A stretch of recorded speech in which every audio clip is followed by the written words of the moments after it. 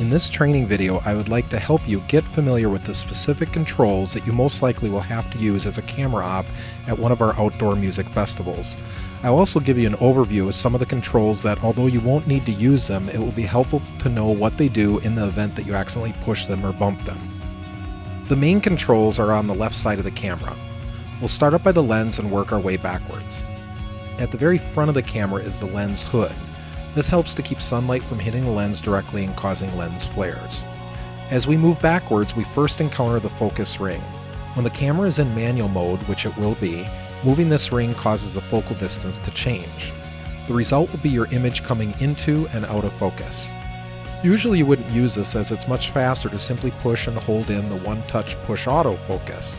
It's good to know what the ring does though, because if you bump it, it means your shot will most likely lose focus. The next ring is smaller. This is your zoom ring. Again, you won't be using this because you'll use your zoom controller on the right handle instead. Next, we'll go to the area where your left thumb will spend the majority of its time when you're shooting. Starting from the top is the focus assist button. Generally, you won't use this. If you should happen to push this button, this will cause your screen to digitally zoom in so you can check your focus. Although your screen will show a zoomed in shot, your output will still show your normal shot, so the director will not know that you are looking at the zoomed in shot. You also notice the picture will look grainy. This is from the digital zooming. To get out of this mode, just hit the focus assist button again, or better yet, just avoid hitting it in the first place.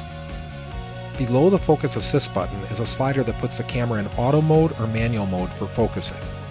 When you're in auto mode, there is nothing you can do to control the focus. Instead, the camera will try to guess at what should be in focus. This can lead to undesirable results.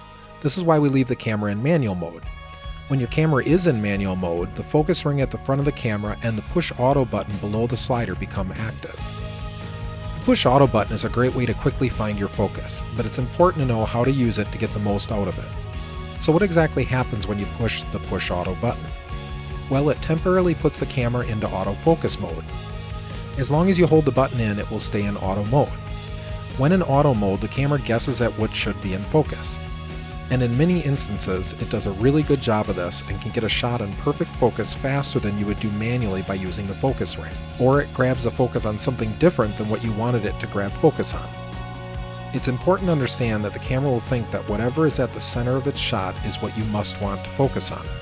So if you're framing two people in your shot and way behind the two people is the back of the stage, it might try to focus on the back of the stage instead of the two people.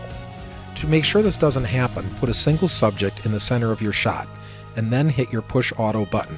Once you have your focus, you can reframe.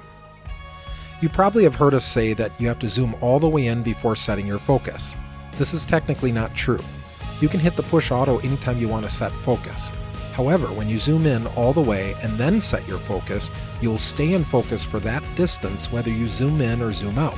The other thing to remember about focus is that you are setting a distance that your tight shot will remain in focus. The distance is actually reported to you in the LCD monitor and will read in feet.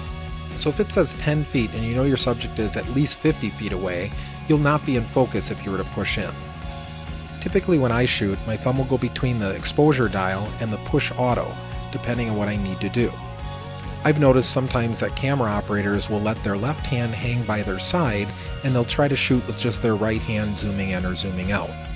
This is generally not adequate because often you'll have to change your exposure and you may have to refocus as well. So it's best to keep your left hand cradled underneath the camera with your left thumb near the exposure dial or the push auto.